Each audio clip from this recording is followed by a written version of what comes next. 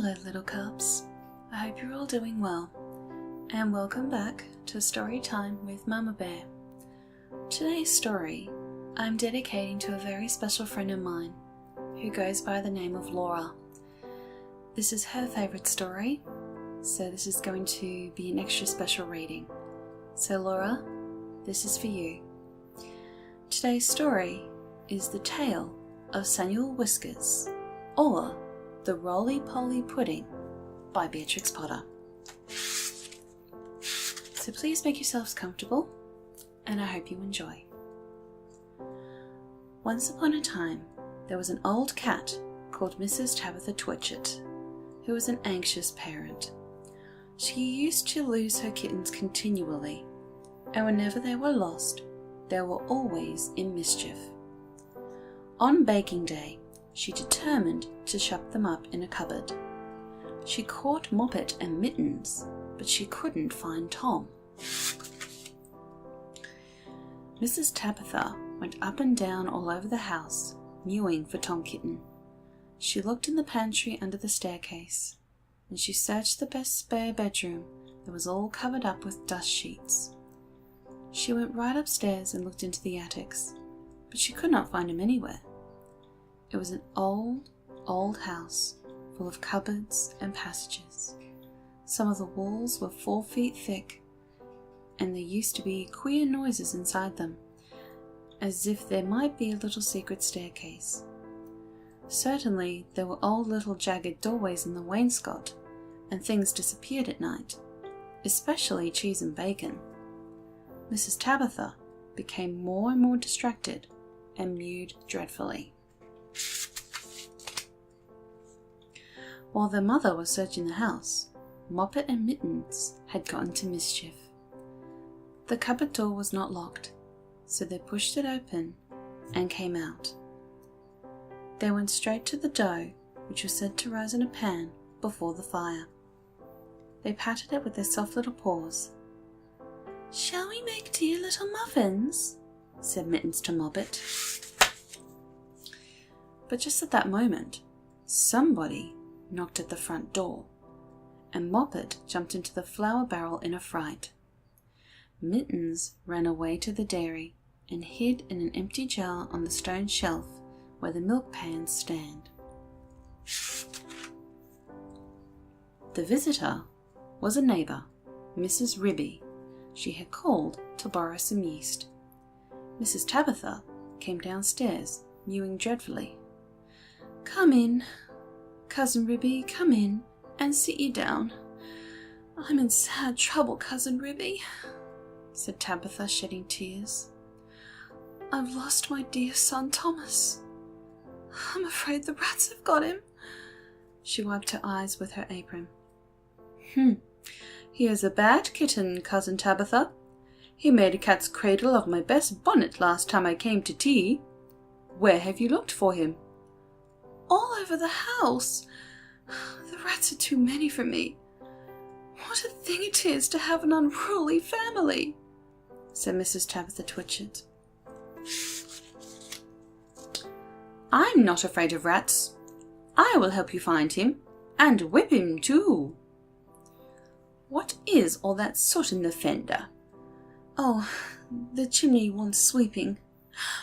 "Oh dear me, Cousin Ribby, now Moppet and Mittens are gone. They've both got out of the cupboard." Ribby and Tabitha set to work to search the house thoroughly again. They poked under the beds with Ribby's umbrella, and they rummaged in cupboards. They even fetched a candle and looked inside a clothes chest in one of the attics.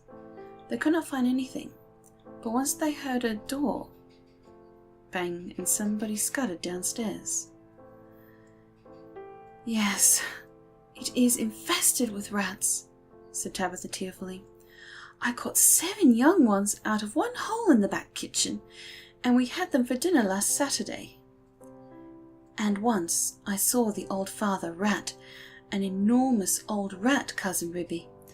I was just going to jump upon him when he showed his yellow teeth at me and whisked down the hole.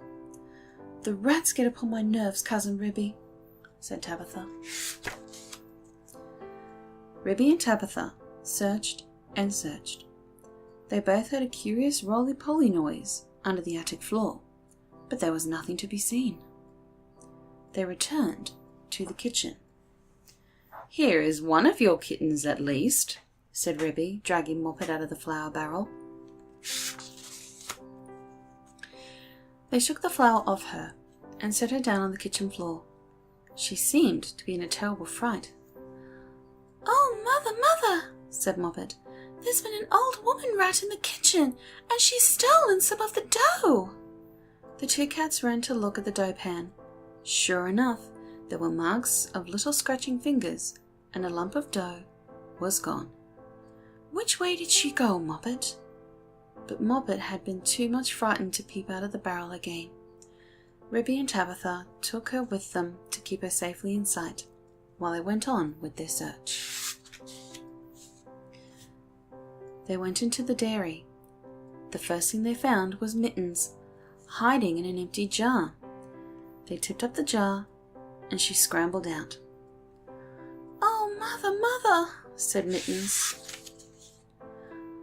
"Oh, mother, there's been an old man rat in the dairy, a dreadful enormous big rat, mother, and he's stolen a pat of butter and the rolling pin." Ribby and Tabitha looked at one another. "A rolling pin and butter? Oh, my poor son Thomas!" exclaimed Tabitha, wringing her paws. "A rolling pin," said Ribby. "Did we not hear a roly-poly noise in the attic when we were looking into that chest?" Ribby and Tabitha rushed upstairs again. Sure enough, the roly-poly noise was still going on quite distinctly under the attic floor. "This is serious, Cousin Tabitha," said Ribby. "We must send for John Joyner at once with a saw." Now this is what had been happening to Tom Kitten, and it shows how very unwise it is to go up a chimney in a very old house where a person does not know his way and where there are enormous rats.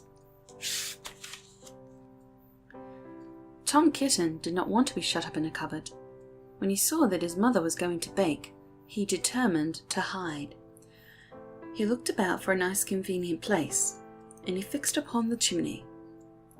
The fire had only just been lighted, and it was not hot, but there was a white choky smoke from the green sticks. Tom Kitten got upon the fender and looked up. It was a big, old-fashioned fireplace. The chimney itself was wide enough inside for a man to stand up and walk about, so there was plenty of room for a little tom cat. He jumped right up into the fireplace, balancing himself upon the iron bar where the kettle hangs. Tom Kitten took another jump off the bar and landed on a ledge high up inside the chimney, knocking down some soot into the fender.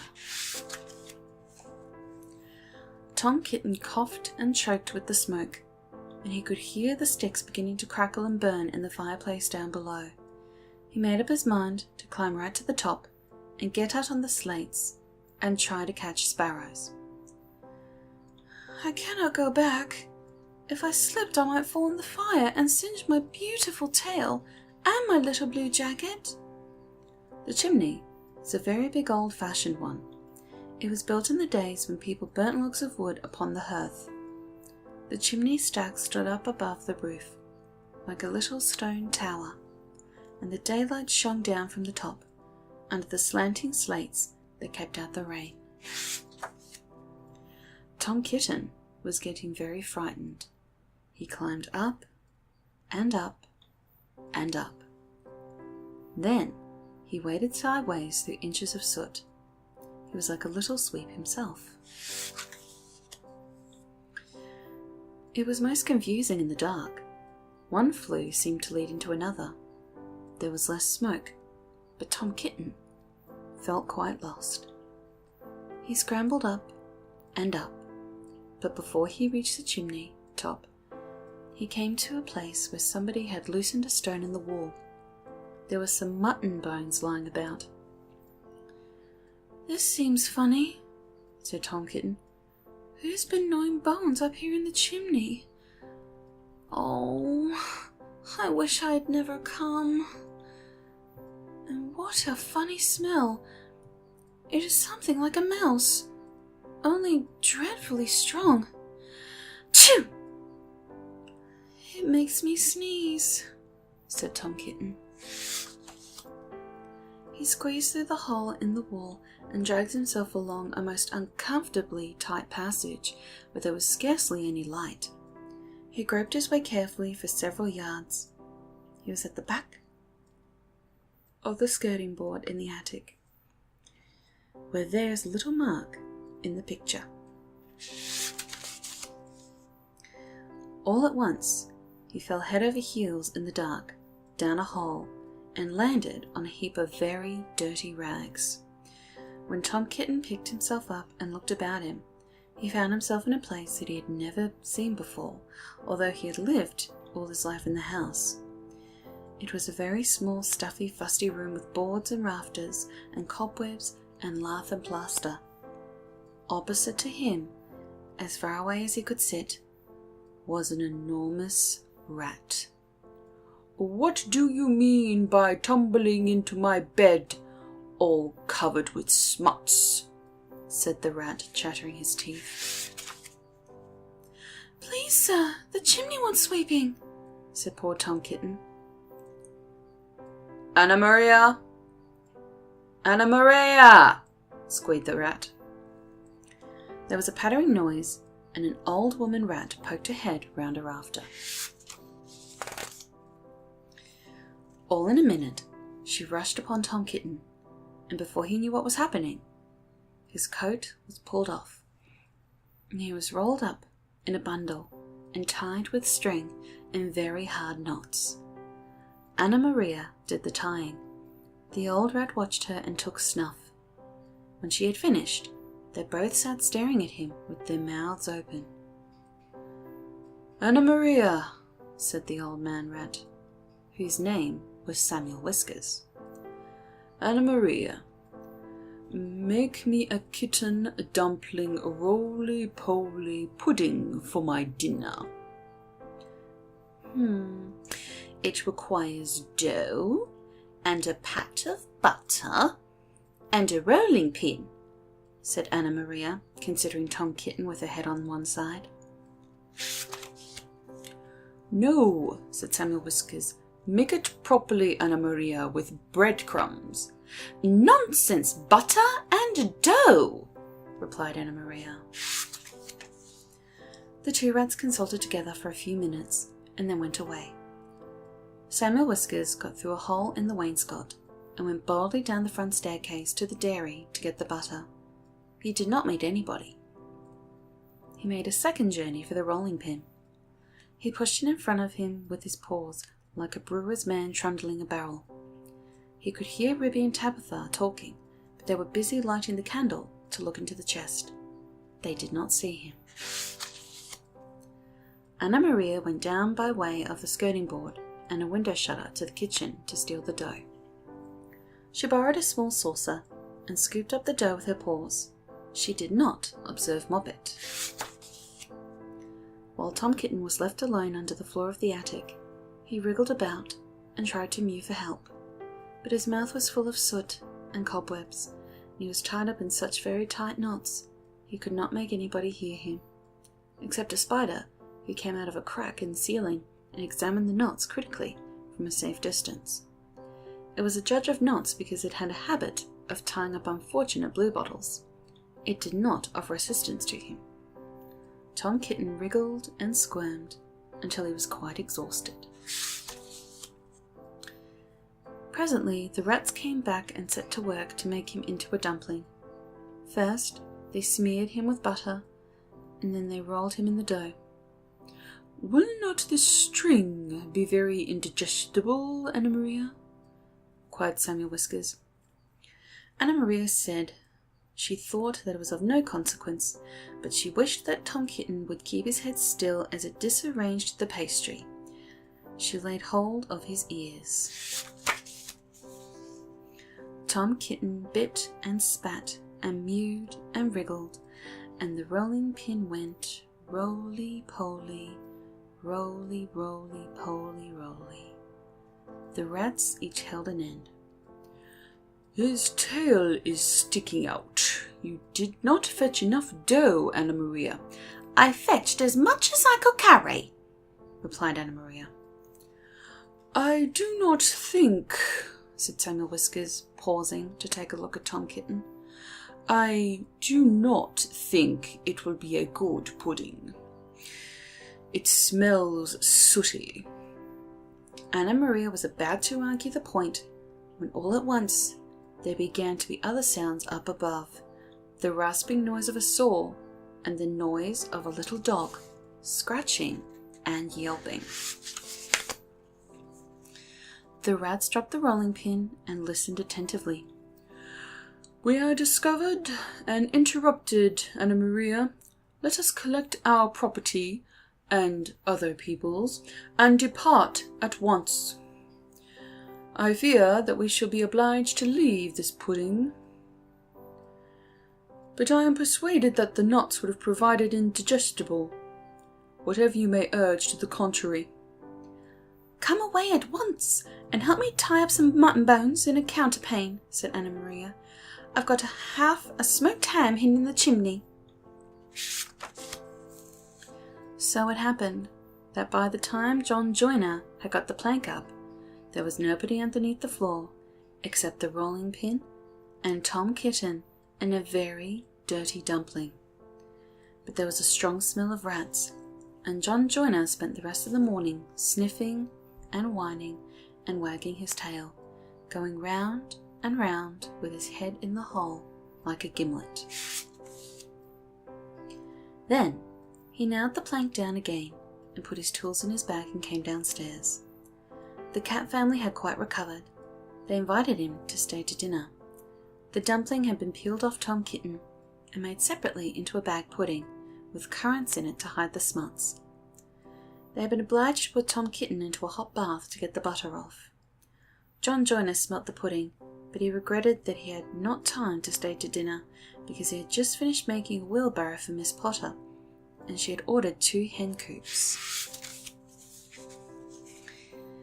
And when I was going to the post late in the afternoon, I looked up the lane from the corner and I saw Mr. Samuel Whiskers and his wife on the run with big bundles on a little wheelbarrow which looked very much like mine. They were just turning in at the gate to the barn of Farmer Potatoes. Samuel Whiskers was puffing and out of breath. Anna Maria was still arguing in shrill tones. She seemed to know her way, and she seemed to have a quantity of luggage. I am sure I never gave her leave to borrow my wheelbarrow. They went into the barn and hauled their parcels with a bit of string to the top of the haymow. After that, there were no more rats for a long time at Tabitha Twitch's. As for Farmer Potatoes, he had been driven nearly distracted. There are rats and rats and rats in his barn. They eat up the chicken food and steal the oats and bran and make holes in the meal bags, and they are all descended from Mr. and Mrs. Samuel Whiskers, children and grandchildren and great-grandchildren. There is no end to them. Moppet and Mittens have grown up into very good rat catchers. They go out rat catching in the village and they find plenty of employment. They charge so much a dozen and earn their living very comfortably. They hung up the rats' tails in a row on the barn door to show how many they have caught, dozens and dozens of them. But Tom Kitten has always been afraid of a rat. He never durst face anything that is bigger than a mouse. And that is the end of the story. Thank you all so much for listening. I do hope you enjoyed it. If you liked this video, please give it a like. It really helps me out a lot. And please share with your family and friends. And be sure to subscribe for more story time with Mama Bear. Again, this story goes out to my beautiful friend Laura, as this is her favourite story. So Laura, I hope you enjoyed this as well. Be sure to follow me on my different social media outlets. The links are down below, of course. I do hope to see you all there. And until next time, may you all have the sweetest of dreams, little cups.